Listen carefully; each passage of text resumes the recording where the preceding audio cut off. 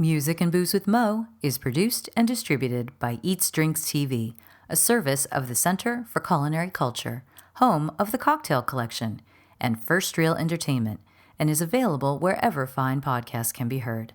The Center for Culinary Culture, telling the story of food and drink, one taste at a time.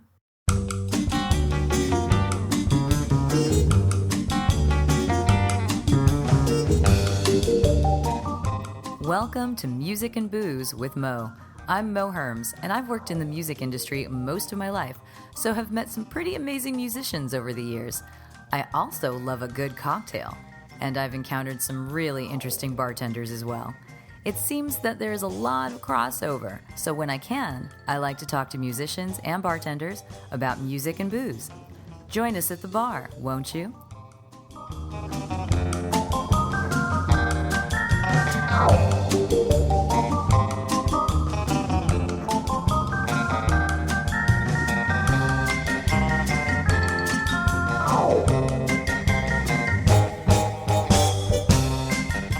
Music and Booze with Mo is brought to you by The Mermaid, a cozy neighborhood bar with an aquatic flair in the Little Tokyo area of downtown LA. Open 7 days a week, featuring tropical cocktails and snacks, The Mermaid also has a daily happy hour from 5 to 8 p.m. Follow The Mermaid on Instagram at TheMermaidLA to hear about upcoming events and check them out at themermaidla.com. Head to 428 East 2nd Street, Los Angeles, for a drink.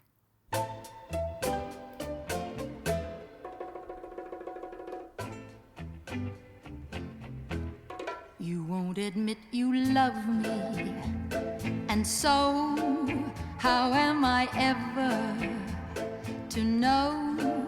You always tell me, perhaps. Back in the aughts, when everyone had a blog, so did our guest today, except that she spent her time doing something somewhat productive.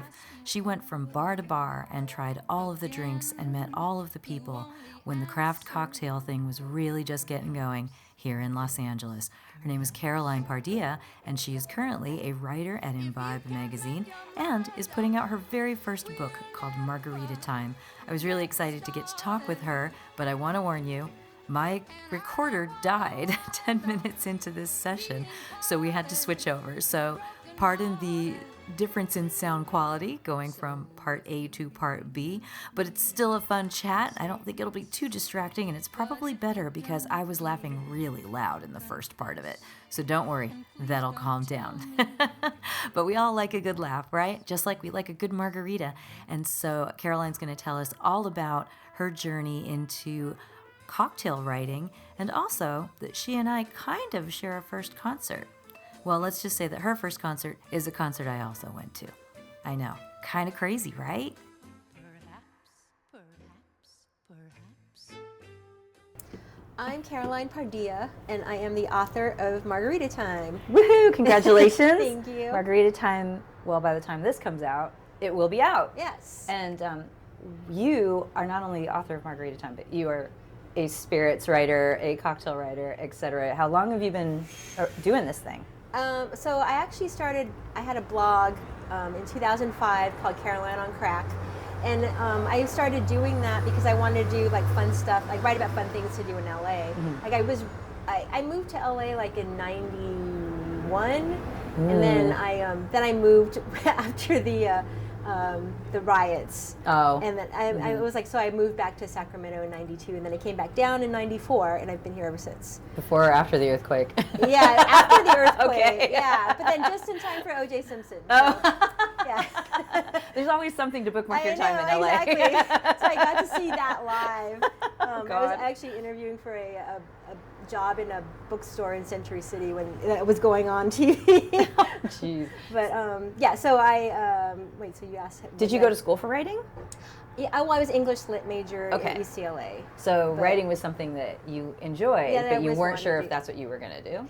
Yeah, so I did English lit because that was kind of a cop-out. Like, if you do English lit, well, you can do anything, right? Yeah. You can be a teacher, you can be a lawyer, you can do whatever. So I was like, I'll just do that and kind of just like, maintain and see what happens and everything.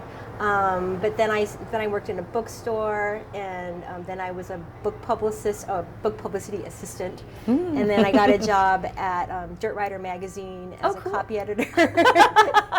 and then I got a job at another, like a consumer website, car website.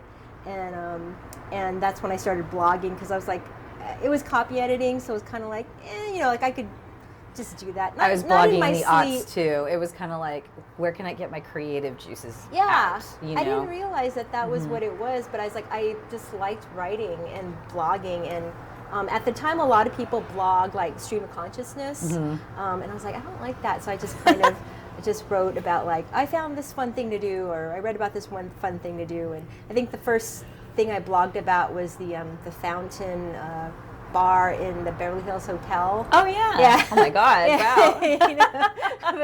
So that was basically what I did. And then 2007 was when 7 Grand opened up, and things changed. Yes. What was funny is I was never much of a drinker. So I didn't really start drinking till I was like 28. But for some reason, like I was into Irish whiskey. Oh wow! Yeah, because it was like, it was kind of like, it was like smooth entry level, and whatever, you kind of just like ease into it. Yeah. And so 7 Grand opened, and that's when I met Damien Windsor, and he gave me my first taste of a penicillin. And I was like, it tastes like Band-Aid. But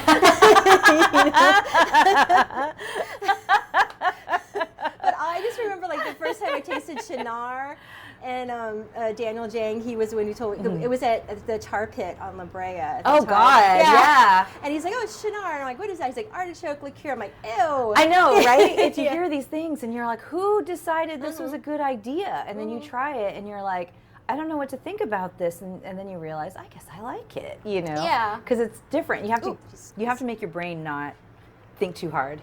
Well, and I was like young, so and, a little bit young. Well, you were just forming that palate. Exactly. I wasn't much of a drink, so I didn't have much experience. So a lot you were of that going from stuff like total dive bar drinks to actually like nice drinks. Yeah, exactly. And my first, I was really into the whole Appletini stuff. Like I went to what's that bar on Lola's? It was on Fairfax. Oh my God, yeah. They invented the Appletini. Did they invent it? Well, they say they did. They say they do, yeah.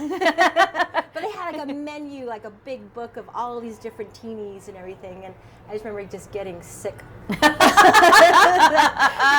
I didn't care.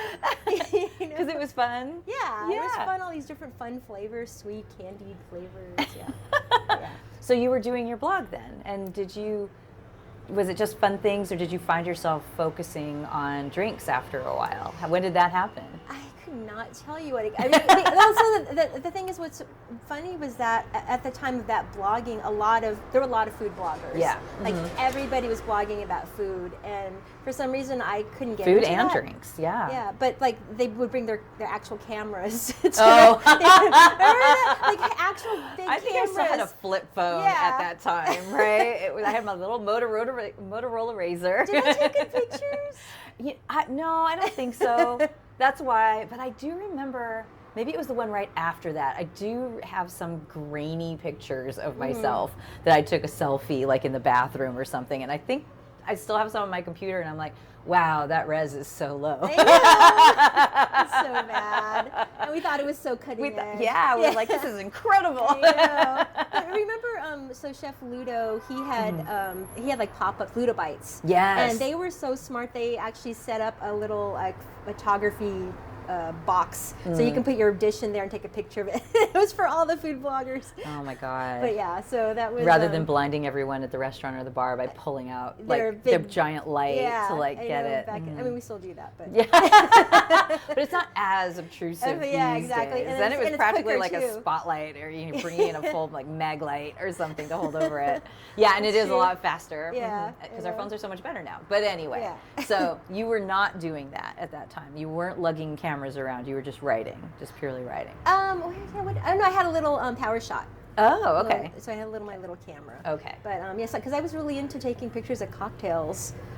for whatever, maybe for the same reason people like taking pictures of food. You're capturing that one moment when it's like before you dig in and it's beautiful and you just want to remember it. I still go through those pictures, like what did I eat there at that time, and Yeah. So Yeah. yeah. So, at what point because I got to know you through, I think, your writing first. I'm trying to remember because I'm like, when did Instagram come around? Because I knew who you were when Instagram came around. Yeah, when did it? Because you I were think I still started Caroline on Crack, but then you 2012. switched it to Caroline on Cocktails. Yeah, so I had to switch it because I got the job at Imbibe. Oh, Yeah. okay. And they And were it's- like, maybe not a good look. Exactly. And it was funny because, like, was it 10 years ago? I think, it's okay. Yeah, well, Okay. keep talking. I'll keep checking during All right. this, so don't worry about it. I think it was about 10 years ago when I realized, being Caroline on Crack isn't funny anymore. And I was still kind of like, Once you're like out of your 20s, Yeah, I certain part, know. you're just like, that was funny then, but. well, also it's just not it's kind of like Yeah. politically incorrect and everything Yeah, like yeah. that. Mhm. But then I was like, I built my Your brand. business and my brand on that, so it would be hard to change it now.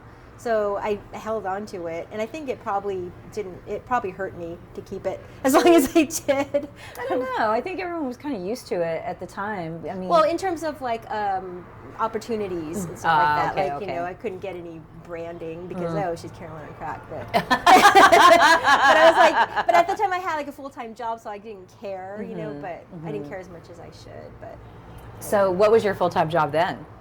that copy editing, It was still the copy editing. Yeah. So you're doing that. I was there for like 18 years. Oh, wow. Yeah. Did you leave that for Imbibe?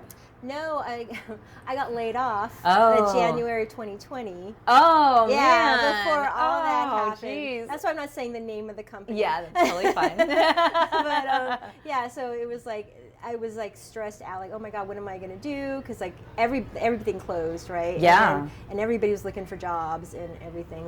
So I was just kind of like freelancing and saying yes to everything.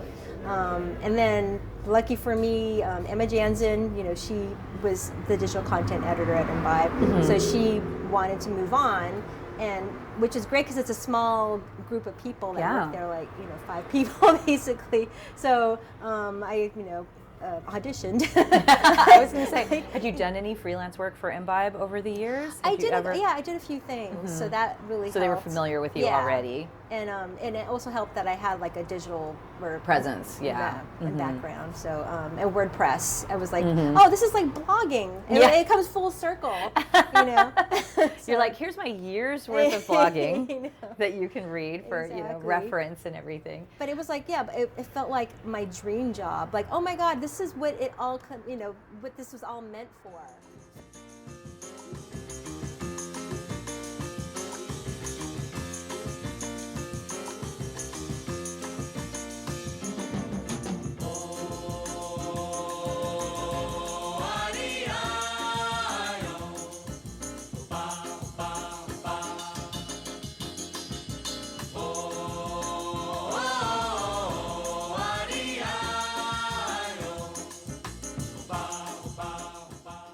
Geared towards just cocktail stuff? Because I don't know what the job description was for you. Oh, okay. And at this point, were you already writing a lot about music? Or music, that's me. Oops, That's sorry. you. Were you already writing a lot about cocktails by then? Yeah, I mean, because like I wrote for Eater LA and. Oh, you yeah, were? Okay. yeah. See, I missed that part. Oh, okay. Well, I but mean, I'm sure that's no. freelancing. I mean, so- I know I've read your stuff on Yeah. Eater. I just can't remember how far back that went. Yeah, you know? no, it's still it's like a lot of, and then also liquor, the liquor.com stuff, Okay. whatever.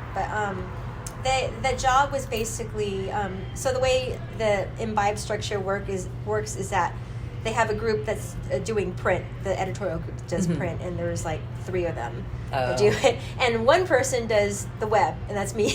Oh, wow. Yeah. Oh, my God. So basically, I have to take the stuff that's in print and put that on the web, like key stuff, Just, Okay. So every time we launch a new magazine, a new issue, I pick out which ones should go online. Yeah. Like not the whole magazine, because Yeah. then why would people buy the magazine? Yeah, I know, But totally. yeah, and then create content also.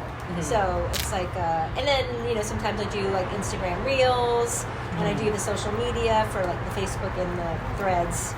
Yeah. So And all that stuff. So Yeah. that's cool. So did you when you, I asked you this, I think online, and I feel like you've mentioned it occasionally on your Instagram, but what have your parents thought this whole time? Oh, yeah. Because, I mean, I used to write, I did music journalism like in the 90s. I was working in radio, and I was really fortunate that, you know, we had our weeklies up in the Bay Area where I was living then. And I just kind of would just pitch them every once in a while. Hey, can I do this? Can I do that? Can I do this? And it was kind of a small enough scene. And they were like, oh, she's on this local radio station, so she probably knows this. So I would get to write stuff from time to time for various weeklies. And then I got kind of into a regular thing of it, but I loved music. I worked in radio, so my parents were not surprised that I was doing music journalism. But it wasn't paying my rent by any means. So I had to have a real job on the side, which was at a radio station, so it all worked out. But for you, like, right, you know, you're writing now. Are your parents just like, how is this a career? Actually, they did. I don't think they knew what I did because I did a little book reveal with them, and you mean for Margarita Time? Yeah, I, like the first time I got the box. You were of like, books. hey, I wrote a book. Yeah, exactly. And my dad, like, when my mom was like, so my mom, she has dementia, so she's just like, you know, what is this? And my dad and me and my partner were off talking to the side, and my dad was like, oh, it's all the cocktails that Caroline tasted. In your head, you're like, this is just one subset of all the cocktails I've tasted. But then he was asking me about, like, you know, what is this? And I was like, yeah, I wrote this book. And he's like, oh, I didn't know that you did that. And he's like, how much did you pay for it? I'm like, I didn't pay for it. He thought I did on Shutterfly or something. You were self-publishing on Amazon or something? Well, because the thing is, every Christmas I do the family calendar. That's so sweet. I think he thought that I was making my own books, and he's like, oh, it's like $19.95, and in Canada it's... I was like, yeah. You're like, no, someone else is actually it's actually going to be sold all over the place. Well, he read the bio in the back, and that's when he actually learned what I did. And oh my god, that's hilarious! Well, the thing is, I think they thought I had a drinking problem because I was always posting about cocktails and drinking and everything. And then my mom, I mean, before she was telling me, like, a lady doesn't go out at night. And I'm like, are your parents born in this country?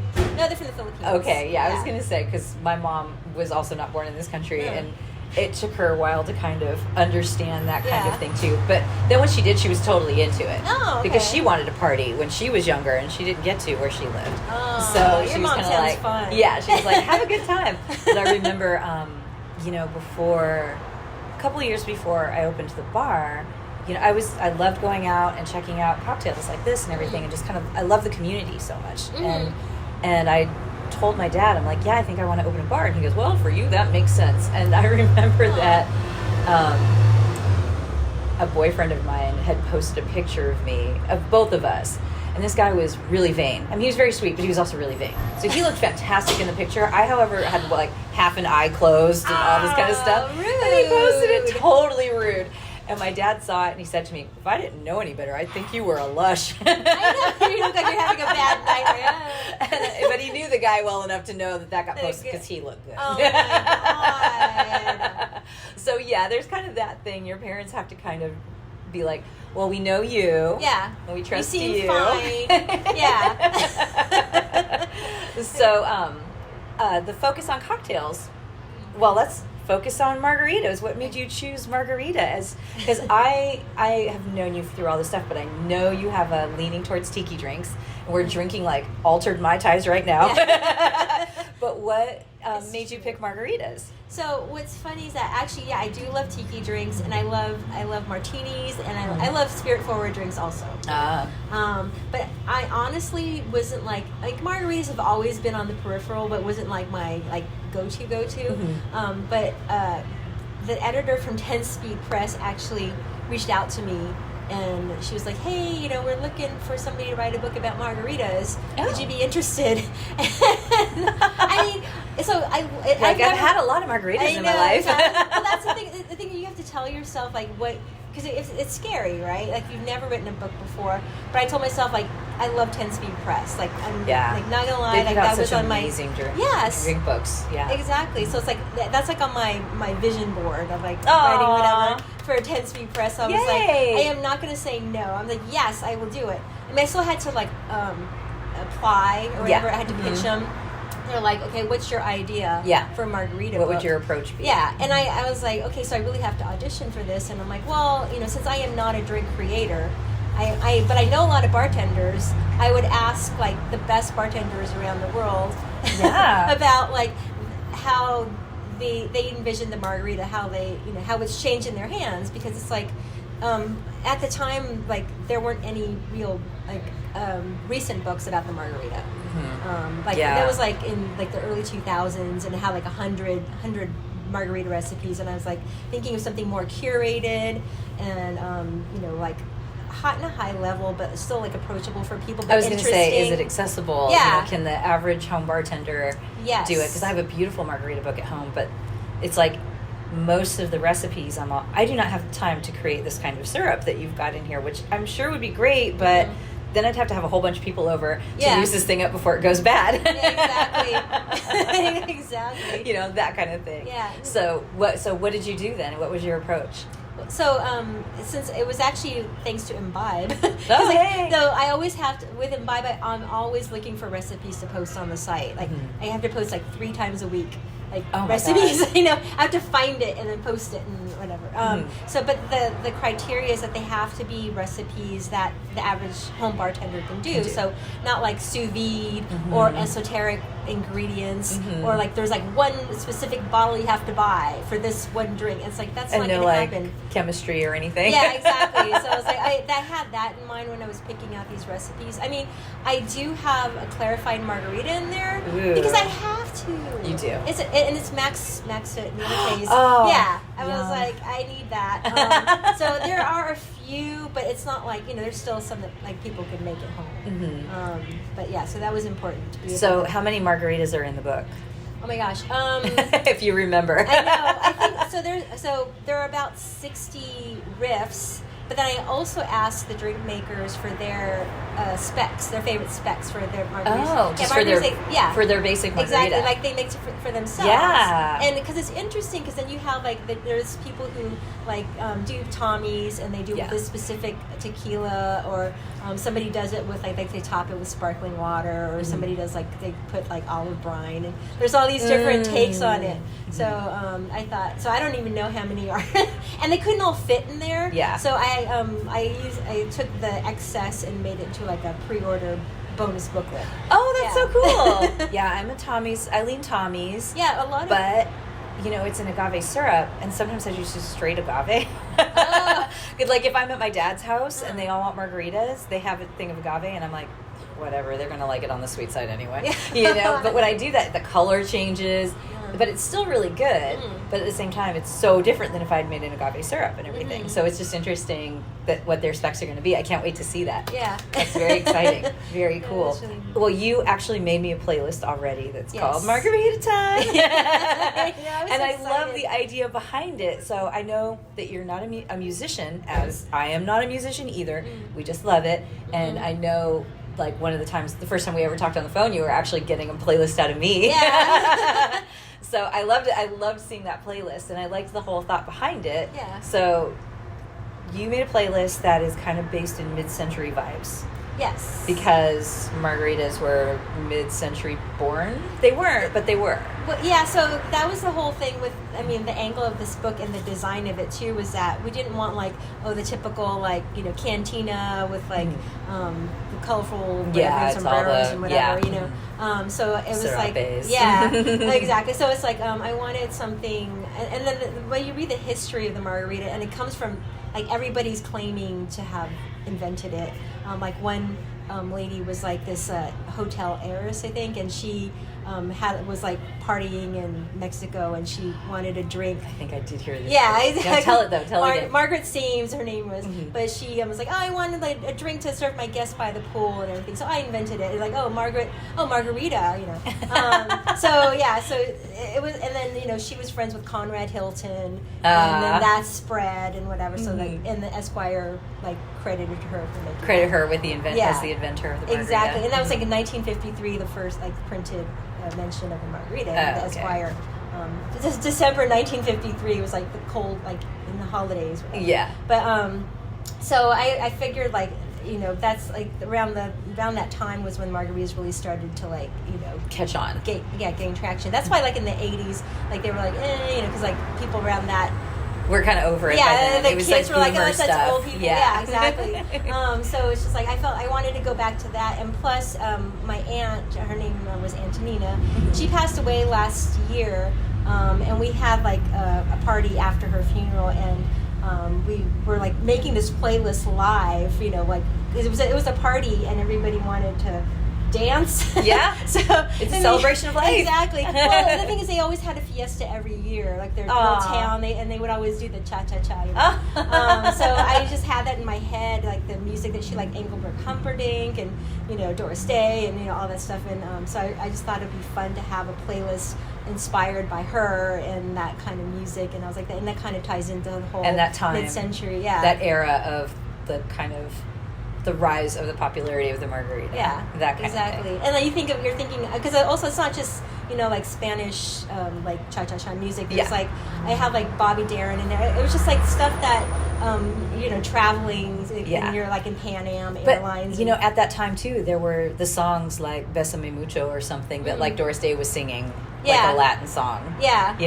In Spanish that she couldn't speak. Yeah. Because they all kind of were it was that loungy time. Exactly. And everyone was singing those things. Well, there was because she does I think was it Que Sera Sera. Yeah. So I had something Celia Cruz's version. Was it perhaps that song? Mm-hmm. So it's like I was kind of cognizant about that too. Like okay, well I'm going to try to find the original version of that. Well, you told me you love making playlists, so obviously you're a music nerd as well as a cocktail nerd. I mean, yeah, it's like when you make a playlist for everything, right? Well, some people do, some people don't. I know. It's like especially with coping. Like when I lost my dog, I made a playlist for her. Aww. It's just and I listen to all the time. Like those sorts of things. It just like. Have you always done that? Yes. Like when you were a kid, you were doing that too? Uh-huh. Yeah. So are you making like mixtapes as a kid? Like yeah. I had the clear one with like the like the 80s ones? Yeah, exactly. The yellow. I think was that triangles. Memorex? Maybe? Yes. It was like with the yellow and the pink on the outside. Okay, I totally had those too because they were cheap, but they were like 90 minutes. You could get a lot of music on there. Yes. What were your mixtapes like then? Well, I mean, I liked like new wave and all that kind of stuff. And, we actually had our own radio station. We called it MEOW. Wait, is this like at your house or like where? Yeah, like me at the and my school brother you and went to when you sister. were a kid? No. It was like me and my brother and sister. We would like, we had like the tape still of what we were doing. We were like little kids just making our own little radio station. Okay, so me and my sister I had like a portable cassette play deck, the old school ones, the big buttons and all this. Yeah. But I do not know why my parents gave me this really kick-ass stereo when I was like 7. Nice. And it had 8-track, it had a cassette, it had a turntable that had pitch adjustment on it. Wow. I know. They probably got it from Sears or something. And the speeds that were on it were like 16, 33, 45, and 78. It had like all of those. I'm like 7. It's not like I'm going to be playing a 78, although I did find some of my grandma's. Yeah. I was totally playing them. But they also gave me a microphone, and we could connect it to this. Wow. No, we didn't get that. I don't know why. I really don't know why. It's probably what made me who I am today. But my sister and I used to record soap operas. Oh. And we'd put music in there. Because wait, what do you mean? We would just... Because my mom watched like telenovelas Yeah. and soaps, so we'd be like in my room with the microphone, being like, "You can't go talk to her. She'll never be nice to you." Like we would just make stuff up like that. Oh. We were making up stupid stories, but being really dramatic. Oh, okay. because we thought that was you what recorded. you're supposed to be Okay, recording. I thought you were actually recording on the TV. Oh, but no, you were no, making no, up your no. own. We were making up our own soap operas, but it sounds like you were making up your own radio station. Yeah. So I was also taping stuff off the radio station all the time. Yes. You Right. wait till the song, and you're like, Totally. You're just sitting there waiting for whatever Duran Duran song was going to come on because it was the 80s. or you want to call, and then hopefully my God. they have you on the radio. Did you ever get through? I did, but then I was like, oh my God. And you I forgot totally what you forgot- wanted to I totally request? forgot. Did you ever get to go to any concerts back in those days? Oh, yeah. I was like, whose big sister took you to the concert? Well, so my first ever concert was Duran Duran. Yay! The Reflex tour in Oakland Coliseum. Oh, nice. Yeah. I saw that same tour in San Diego. Oh, yes. Oh, my God. It was and super fun. the screaming. There was so much screaming. I remember being really upset because I couldn't hear any of the Yeah, you're like, songs because "Shut everybody was. up." I know, and everybody shut up. Well, which one did you like? I love John Taylor. I'm Come a on, John he's Taylor as still- well. He's still hot. What the- He's still hot.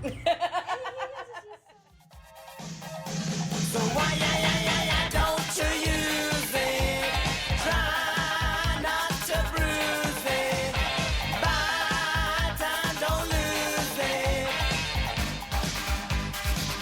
To reflex is a teenage child who's waiting by the door.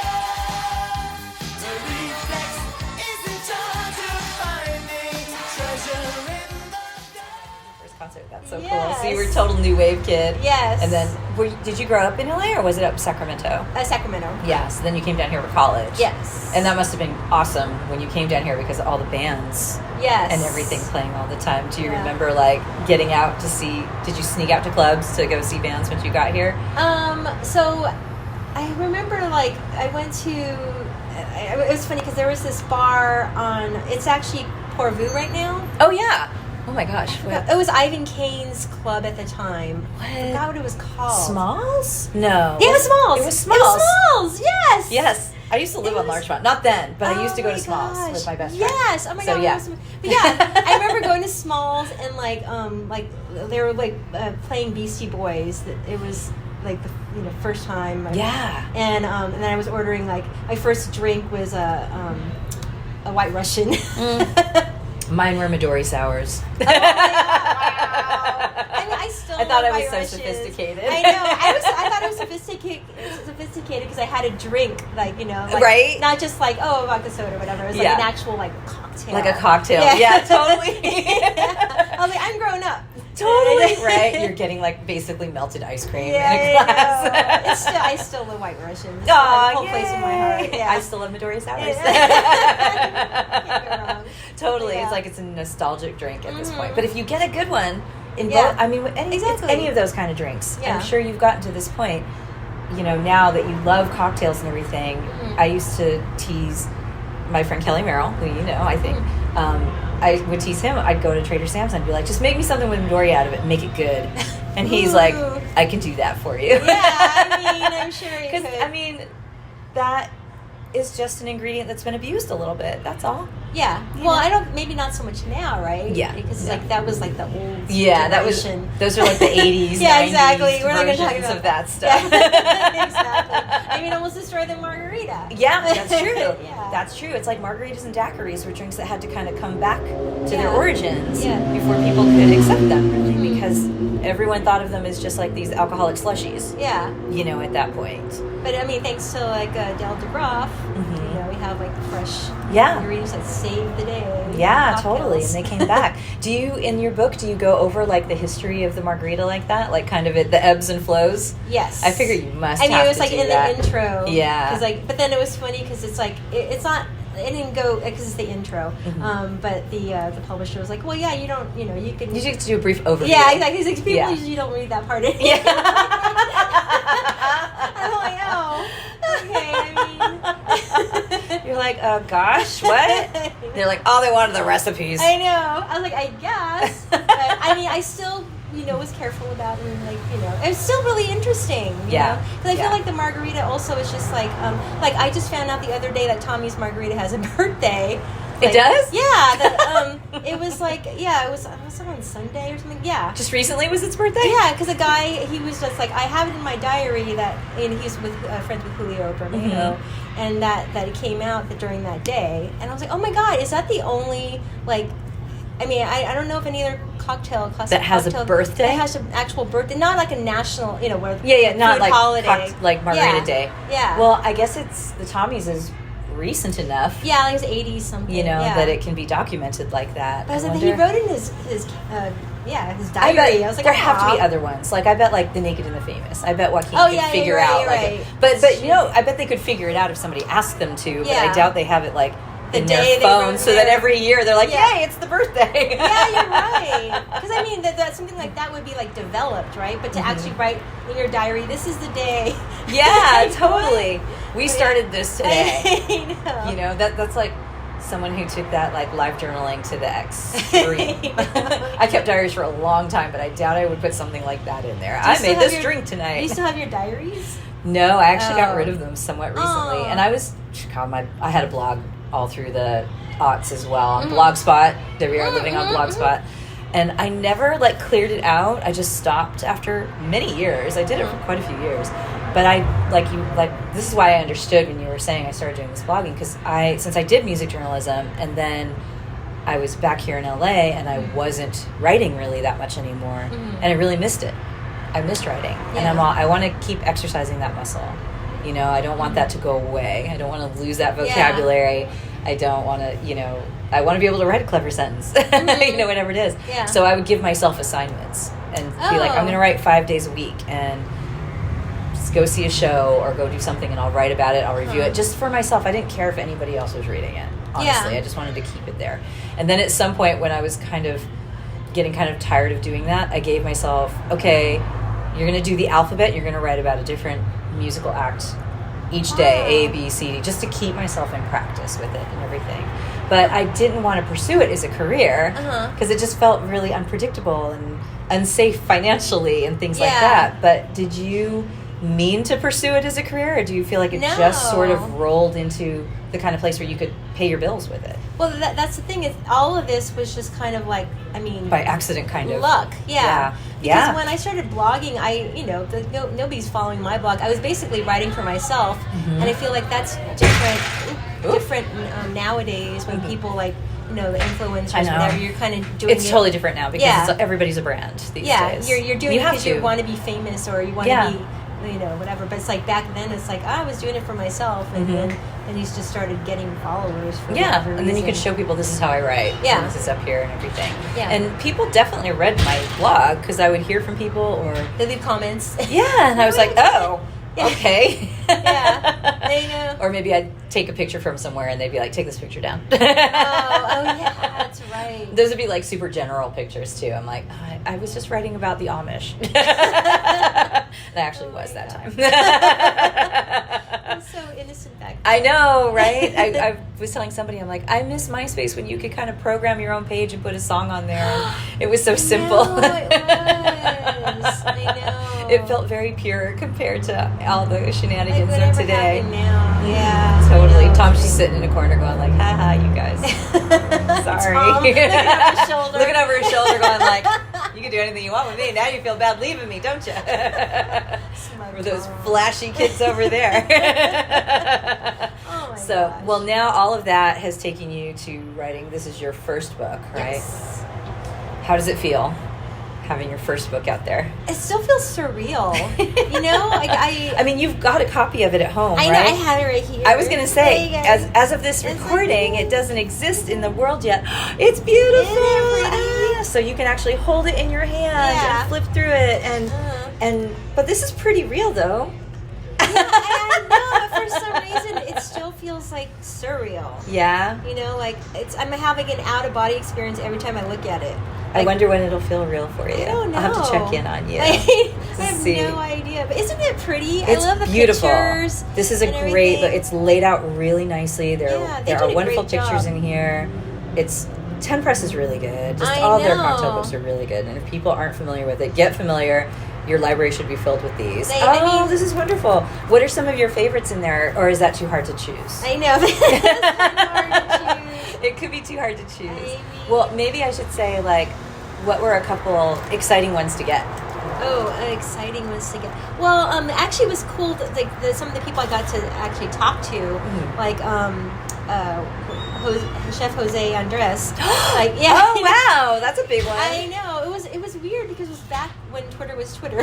Oh. And I don't know how, but he like had DM'd me or something for something, and then I was like, oh, I'm writing this book, and hey, I saw you do this, This one the margarita. Saltaire, yeah, which is freaking, Amazing. Yeah, amazing, right? And then he told me the story about it, and it was like a romantic story. Aw. Like, he was just like, he and his wife were on the beach, and they were like pondering the sea foam, and he was like, oh, I wonder, like, instead of doing a salt rim, like if we did sea foam, and because it'd be better on your mouth or whatever, like, the mouthfeel would be better. I was like, Aw. I just love hearing those stories. That's so sweet. And then I got to talk to Tony Abuganin. He was like the modern mixologist. Okay. Yes. Okay. Yeah, so he was the one who not discovered Julio Bermejo, but he was in San Francisco at the time, and he was like a big deal bartender, and he was one who kind of showed a spotlight on what Julio was doing. Yeah. So that kind of helped. Amplify the Yeah, Tommies. exactly. And he was talking about the first time he tasted a 100% agave tequila and how that blew his mind, like that tequila could taste that good.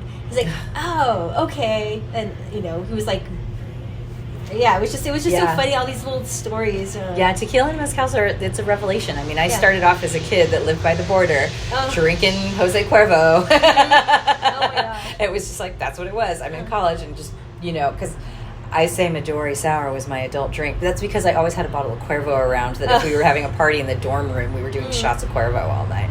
But it was like so trashy because it's just Cuervo, Yeah, it's it's whatever. And so I'm like, oh, I'm having a Midori Sour. I'm so sophisticated and grown up. But then as time went by and I started having like better tequila and all this, I was just like, wow, I can't even go back to that. And I think I was somewhere where, or maybe I was having a party and somebody brought me like a handle of Jose Cuervo, and I started laughing, and I'm all, there will be an event for this. There will be something. It'll be a Super Bowl party. It'll be something, and this will be absolutely perfect to make a punch with. When everybody's just like, yeah, we're put just all the juice in it. totally all the juice in there. We're eating like nachos. We're drinking this Exactly. stuff. I'm like, there is a place There you go, because that's true. they brought it over and then looked at my bar and they were like, oh, this is like fancy. Like, you're fancy. I'm like, do you know me? It's okay. But I was like, don't even worry about it. There will be a place for this at some point. And I remember making a margarita with it once for a friend of mine, and he drank it and he goes, this is nice. And I go, yeah. And he goes, yeah, it kind of tastes like college. See? There's a place for everything eventually, true. right? So, all right, well, this is probably a good place to wrap it up and everything. So if people want to find the book, where should they go? Where do they want to find you? Oh, okay. Those questions. Yes.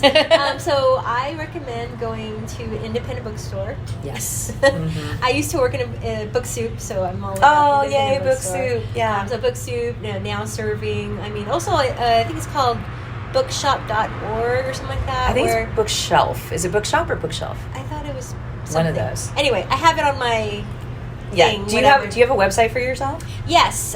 So it's CarolinePardilla.com. Okay. Or So you'll probably have info there yes, for the book as there's well. Margarita Time has its own page and everything. Bing. like So that. there you go. So people would Yes. just order from that. And then your social media is Caroline on Cocktails. Caroline on Cocktails. Not Caroline on Crack. No. Caroline on Cocktails. And I see it's like very like SoCal centric, LA and stuff. Yeah. But you get out sometimes, right? Yeah. You get to do travel as well. So yeah, it's always fun to visit that one. I get my tips from there for sure when new stuff opens up here and I'm too busy to go check things out. So thank you for doing all that. And thank you so much for chatting with me today. Thanks for having me. Yeah. This was like fun. And Sometimes. It wasn't Sometimes it's stressful.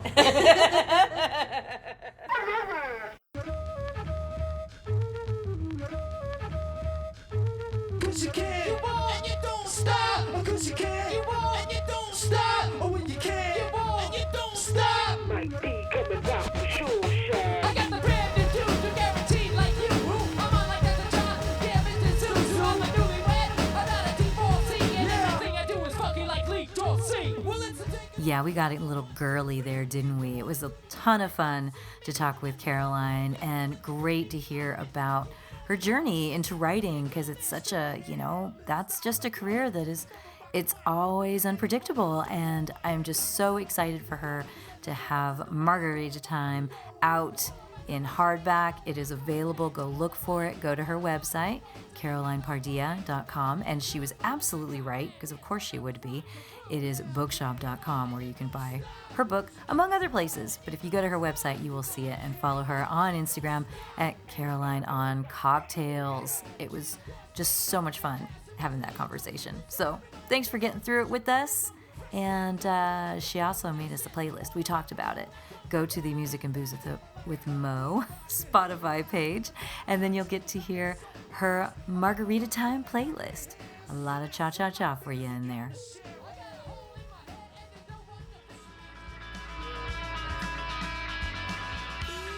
Thank you for tuning in to our barroom chats on Music and Booze with Mo.